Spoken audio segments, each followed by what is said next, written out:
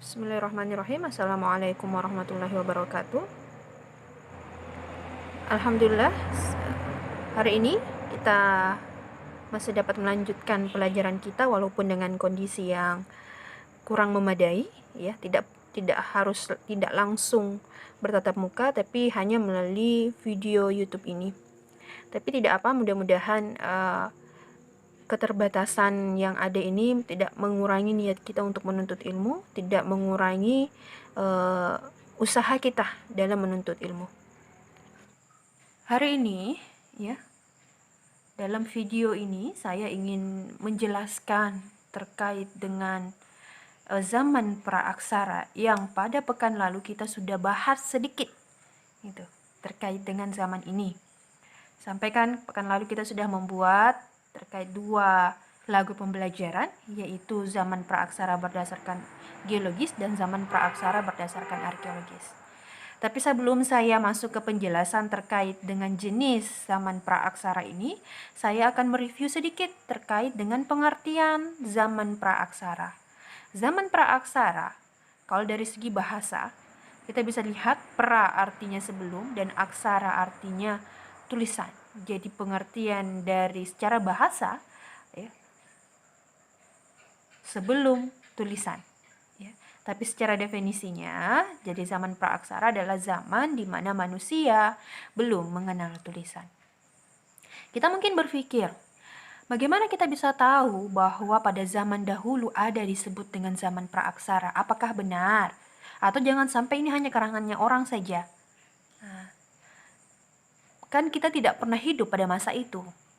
Nah, untuk membuktikan bahwa zaman praaksara pernah ada, zaman praaksara ini pernah betul-betul ada di Indonesia, maka buktinya, kita butuh bukti, kita butuh sumber informasi yang membenarkan bahwa zaman praaksara itu pernah ada di muka bumi ini.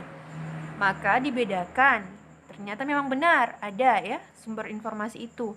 Dibedakan menjadi 3, yaitu sumber informasi yang berupa fosil, yang kedua artefak, dan yang ketiga adalah biofact atau ecofact. Yang pertama, sumber atau bukti yang berupa fosil, maksudnya adalah bukti-bukti berupa peninggalan-peninggalan bagian tubuh, entah itu hewan atau tumbuhan ataupun manusia, gitu, ya. Jadi peninggalan-peninggalan tulang, ya. Makanya kenapa kita bisa mengetahui bahwa dulu pernah hidup dinosaurus. Kenapa? Karena kita menemukan tulang belulangnya. Bagaimana bisa ditemukan? Dia terawetkan secara alami, gitu, ya. Dia terawetkan secara alami. Yang berikutnya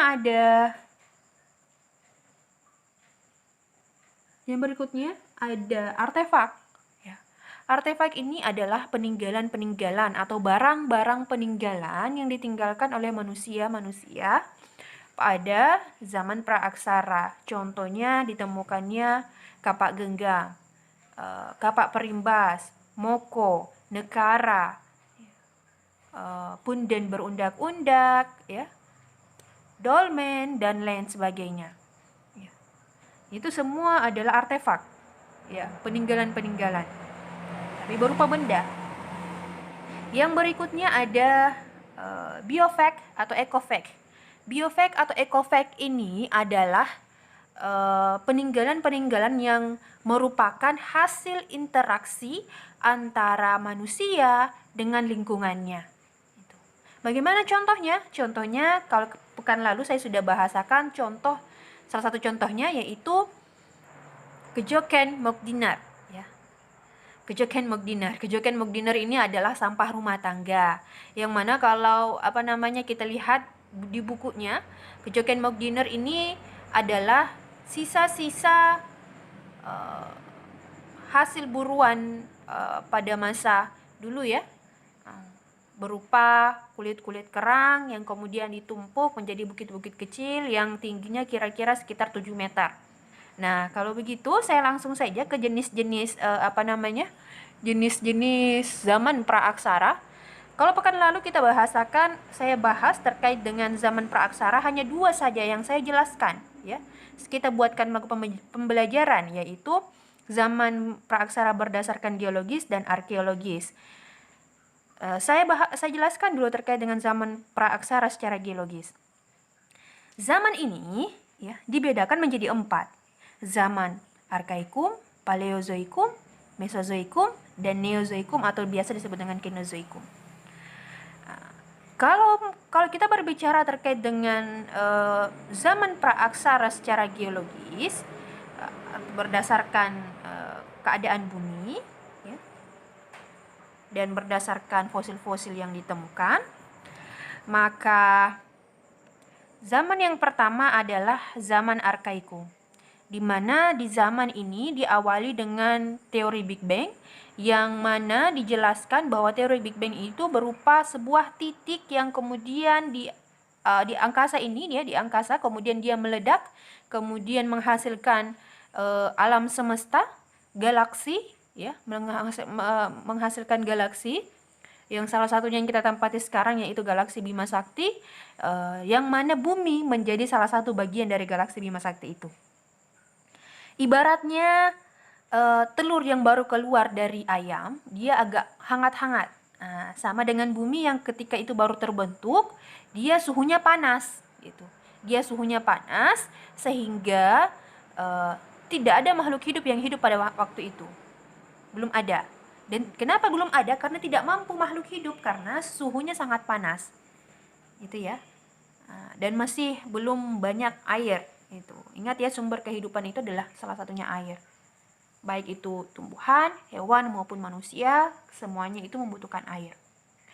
Berikutnya, setelah berjuta-juta tahun berlalu, muncul zaman Paleozoikum atau zaman kehidupan tua atau disebut juga zaman purba. Mengapa? Karena di zaman ini pertama kali ditemukan makhluk hidup. Makhluk hidupnya berupa apa? Berupa hewan-hewan kecil seperti cacing, ikan, dan reptil-reptil yang kecil. Setelah bertahun-tahun, berjuta-juta tahun, kemudian muncul zaman Mesozoikum, ya, di mana di zaman ini hewan-hewan kecil sudah mulai punah dan muncul hewan besar, reptil besar atau biasa disebut dengan zaman reptil. Zaman reptil ini maksudnya apa? Disinilah hidup dinosaurus, itu hewan besar dan reptil yang berkuasa di angkasa, di lautan dan di daratan. Itu mereka ada jenis-jenisnya ya. Jenis-jenisnya boleh dibuka di buku LKS-nya, lebih lengkap di situ.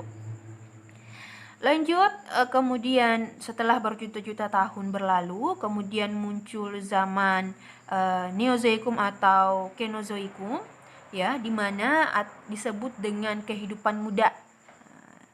Dibedakan menjadi 2. Yang pertama ada zaman Tertier, di mana zaman ini hewan-hewan dinosaurus itu mulai punah dan digantikan dan muncul hewan-hewan mamalia gitu. Seperti contohnya Mammutus yang merupakan nenek moyang gajah gitu. Kemudian di zaman Quartier ini manusia mulai ditemukan gitu. Bukan mulai hidup ya, cuman di zaman ini ditemukan sudah ada tubuh manusia ditemukan di zaman Quartier ini gitu ya. Oke, saya akan lanjut ke zaman arkeologis, zaman praaksara berdasarkan arkeologis. Kalau ini tadi berdasarkan fosil yang ditemukannya, kalau ini berdasarkan artefaknya atau alat-alat yang ditemukan atau benda-benda peninggalan yang ditinggalkan pada masing-masing zamannya. Saya mulai dari zaman Paleolitik, dibedakan menjadi 2 sebenarnya, zaman batu dan zaman logam. Ya, dari zaman batu dan zaman logam. Zaman batu dibedakan menjadi 4, zaman Paleolitikum, Mesolitikum, Neolitikum, dan Megalitikum. Di zaman Paleolitikum, ya, zaman ini adalah zaman batu tua. Maksudnya batu tua, benda-benda peninggalan yang ditinggalkan pada masa Paleolitikum ini, dia wujudnya kasar dan besar. Itu seperti kapak perimbas. Ya. Saya tidak bisa menampilkan foto kapak perimbas di video ini ya, tetapi ada di buku LKS-nya, silahkan dibuka. Ya, saya kembali lagi. Di zaman Paleozoikum ini, benda yang ditemukan seperti kapak perimbas itu adalah kapak yang kemudian dia ukurannya besar, terus kasar, ya. Kemudian ada menggunakan tulang belulang untuk dijadikan pisau. Nah, ini pada zaman Paleolitikum, atau tulang belulangnya itu biasa disebut dengan flakes, ya. Saya lanjut ke Mesolitikum, ya. Mesolitikum adalah zaman batu tengah di mana dia hampir sama ciri-cirinya dengan zaman Paleolitikum. Dia peralatannya kasar, ya, cuman ukurannya lebih kecil daripada zaman Paleolitikum. Contohnya ada kapak genggam. Kapak genggam itu dia besarannya seperti digenggam gitu. Tapi dia modelnya kasar juga. Dia strukturnya kasar juga. Kemudian ada Neolitikum. Nah, beda dari Mesolitikum dan Paleolitikum. Neolitikum ini dia sudah mengasah atau merapikan struktur batu atau kapak yang dia gunakan. Contohnya ditemukannya kapak persegi dan kapak lonjong. Boleh dilihat di bukunya perbedaan struktur antara kapak perimbas, kapak genggam, dan kapak lonjong dan persegi itu beda sekali. Kapak perimbas dan kapak lonjong ini dia teksturnya halus gitu. Tidak ada lagi terlihat bekas-bekas pecahan batu, ya, atau sisi-sisi yang kasar. Kemudian ada masa megalitikum. Masa megalitikum ini adalah masa atau zaman di mana ditemukan banyak batu-batu besar. Contohnya ada dolmen yang digunakan sebagai tempat sesajen, ada punden berundak-undak, ada sarkofagus yang merupakan tempat penguburan, ya, peti kubur dan lain sebagainya. Kenapa disebut dengan megalitikum? Karena batuan yang ditemukan ini adalah batuan yang dibentuk berukuran besar. Gitu. Ya, gunanya untuk menyampaikan naluri keagamaannya. Gitu. Jadi waktu pada zaman praaksara mereka juga sudah beragama, ya. Kalau hari ini kan hanya ditemukan di Indonesia hanya diakui 6 agama. Islam, Kristen Protestan, Kristen Katolik, Hindu, Buddha, dan Konghucu. Kalau di zaman praaksara, agamanya disebut sebagai agama animisme, ya, penyembah nenek moyang. Seperti itu. Nah, saya lanjut setelah zaman batu ini berakhir, masuk zaman logam. Ya, zaman logam ini dibawa oleh pendatang dari Asia, ya, yaitu Diotro Melayu, manusia pendatang, ya, namanya Diotro Melayu, yang kemudian dia memperkenalkan jenis-jenis logam. Zaman tembaga, ya, perunggu dan besi. Zaman tembaga ini maksudnya peralatan yang digunakannya itu adalah peralatan yang terbuat dari tembaga. Jadi kapaknya itu terbuat dari tembaga. Apalagi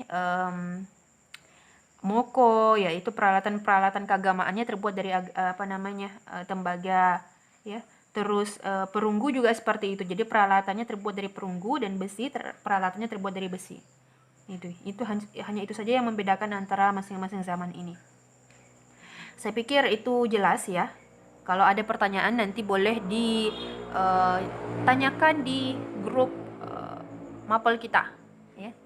Lanjut, saya akan menjelaskan yang ini belum sempat saya jelaskan pada pertemuan lalu, yaitu zaman praaksara berdasarkan perkembangan kehidupannya.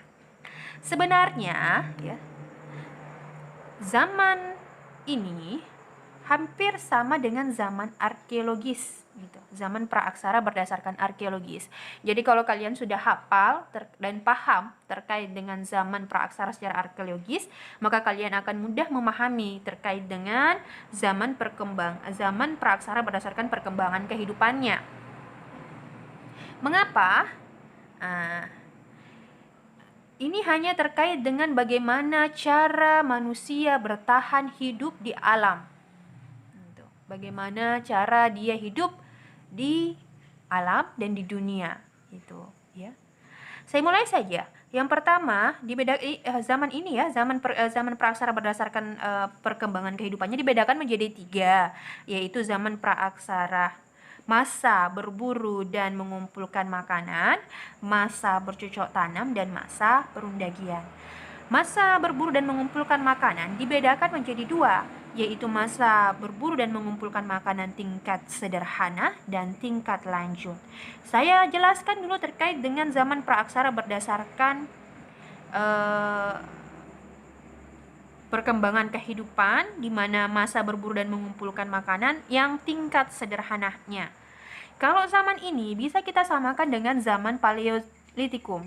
Jadi di zaman ini, kalau di lagunya kemarin kan saya juga sudah jelaskan kalau di zaman Paleolitikum itu bagaimana proses kehidupannya. Jadi sebenarnya kalau kalian sudah paham lagunya, kalian akan mudah memahami ini. Di sini, di zaman ini, manusia itu nomaden. Nomaden maksudnya apa? Dia berpindah-pindah dari satu wilayah ke wilayah yang lain. Jadi ingat, kehidupan mereka itu mereka hidupnya berkelompok, bersuku-suku, kemudian tinggal di hutan. Caranya bertahan hidup dengan berburu dan mengumpulkan makanan. Gitu. Berburu dan mengumpulkan makanan. Mereka berburu hewan dan mengumpulkan makanan di hutan.